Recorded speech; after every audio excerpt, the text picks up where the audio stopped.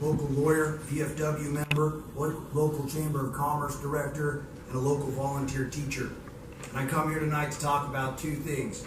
One, the improper October 7th medical cannabis raids, which separated hundreds, if not thousands, of patients from safe, legal, and affordable medical care. And two, the laws about medical cannabis in the state of California.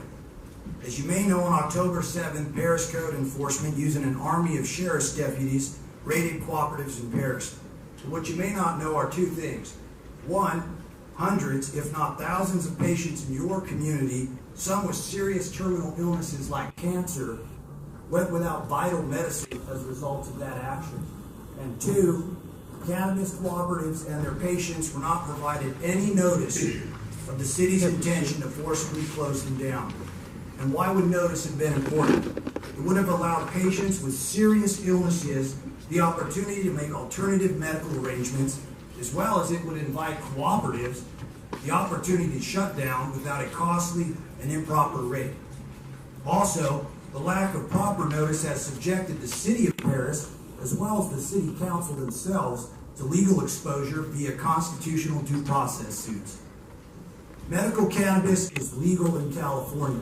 Doctors can legally prescribe medical cannabis, and cannabis as an official agricultural product in the state of California. Medical cannabis is not just pot. It is a variety of medicines derived from cannabis and is administered in a wide variety of forms to include oils, tinctures, and edibles.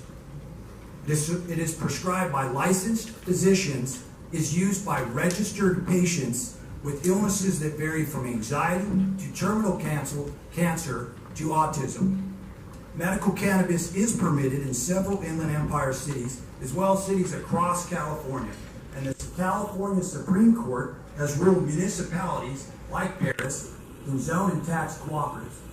So why is a city like Perris, that has had cooperatives for years, suddenly and without notice raiding cooperatives using expensive contract sheriff's deputies, rather than permitting cooperatives, providing safe and affordable medical care access, and taxing cooperatives to raise revenue?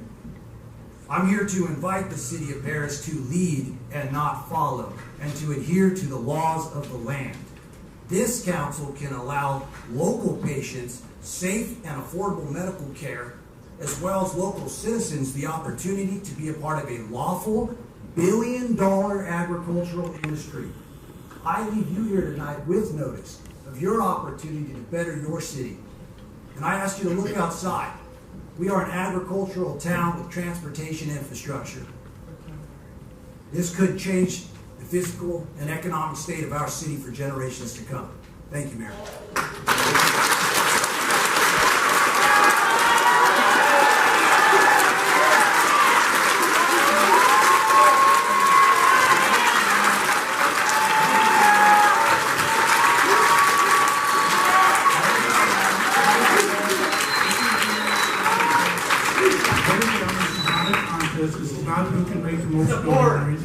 Like this, we're here to hear public comment. That's what we're here for.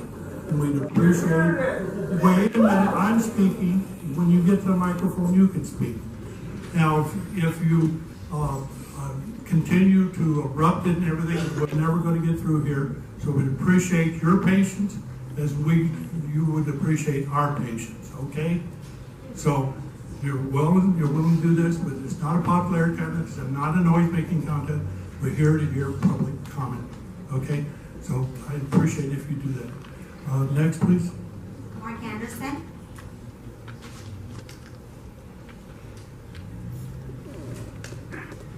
Shelley Matthew.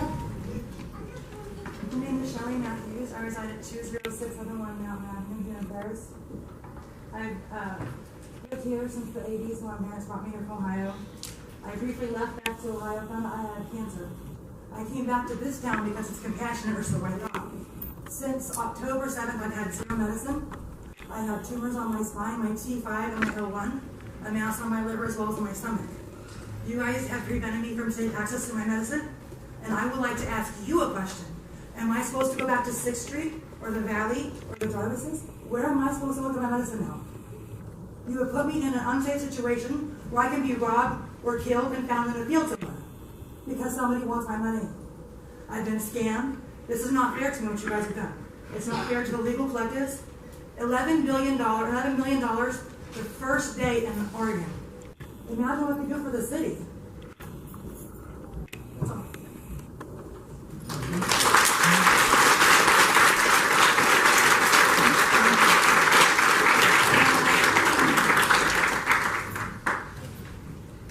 I didn't hear you. Please call again.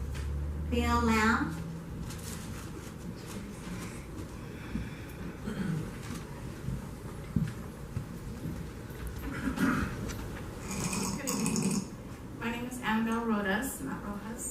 I live in Hemet, and I visit Perris quite often to be with family and friends. I am a cannabis consumer. I have a permanently dislocated tailbone, a ankle that's been fractured in 4 places just from falling, and a lot of other symptoms and reasons why I use cannabis. I choose not to travel with it. I cannot sleep without it.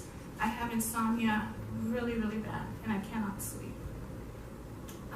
So because I choose not to travel with it, I do need to find dispensaries locally so that I can purchase a cookie or whatever is available as an edible, because I cannot smoke it. I have asthma as well. And I think it's unfair and unjust of the city of Perris to preclude patients from being able to obtain medication that has been recommended for them and their symptoms. My dad is 84 years old. My eldest uncle is 93 years old. All my family members use cannabis in one way or another. It is not the young kids that are getting high, wasting their lives away.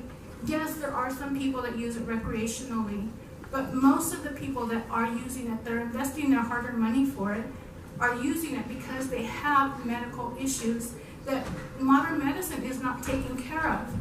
I cannot take Vicodin. It burns my stomach. I actually urinate blood and I defecate blood. I cannot use those kinds of pain medications. And so I just think that you seriously really need to take into consideration what you are doing to the people that really do need this medication. I understand that there's people out there that are doing things that they shouldn't be. They're getting it illegally, whatever. But seriously, you need to put into consideration those that have real medical issues and need the medication so they can continue on with their days. And I just, I think it's unfair. It's cruel. It's actually cruel of you for what you did. And I think you should be ashamed of yourselves. Thank you. Good evening, City of Perris City Council. My name is Elliot Redmond. I am a resident of Perris.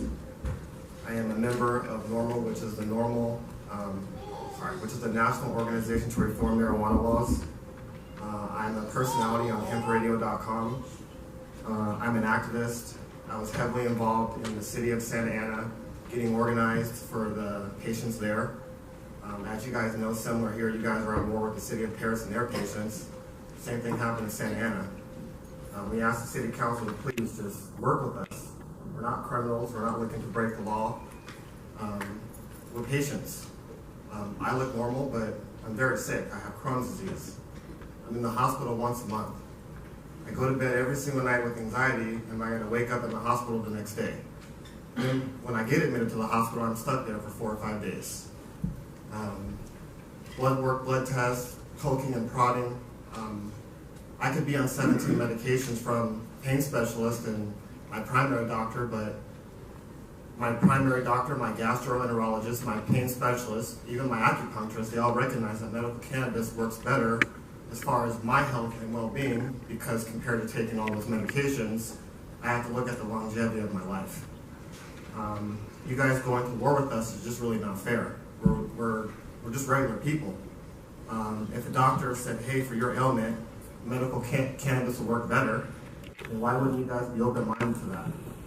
We're not all smoking it. We take pills and we take tinctures. Some of us take medical cannabis suppositories, for God's sakes, just because they're nausea. It's so bad. I'm stumped to why the city of Perris is against us and doesn't recognize us as people of your city. All of us here, we live here and we vote. So please remember that. You guys have an election coming up and we're all going to be there.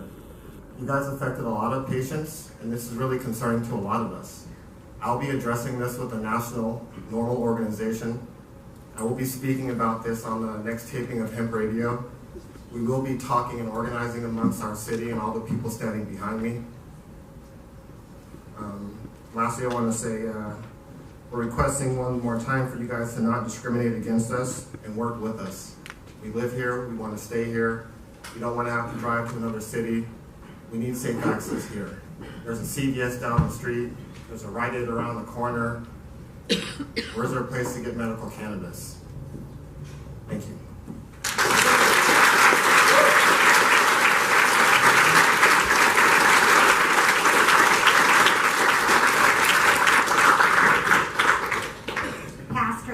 Issue. In terms of the medical marijuana issue, if there's any way we can review our ordinance and review our how we look at this particular issue. Personally, I may not be able to get involved in that particular issue because of my employment with the County of San Bernardino. I'll clear that with my supervisor, but I think it is a potential revenue source for the city if it's done right, if it's restricted, if it's done away from residents and from schools, but it's something that maybe we could get the tax income come from to fix up our parks, to get the permanent bathrooms in our parks. Personally, I've never used marijuana, don't intend to, but I've been blessed with health and haven't been able to do that. So I'd like to look into that particular issue. In terms of Mr. Kelly's untimely death, I was invited by a member of the family to attend a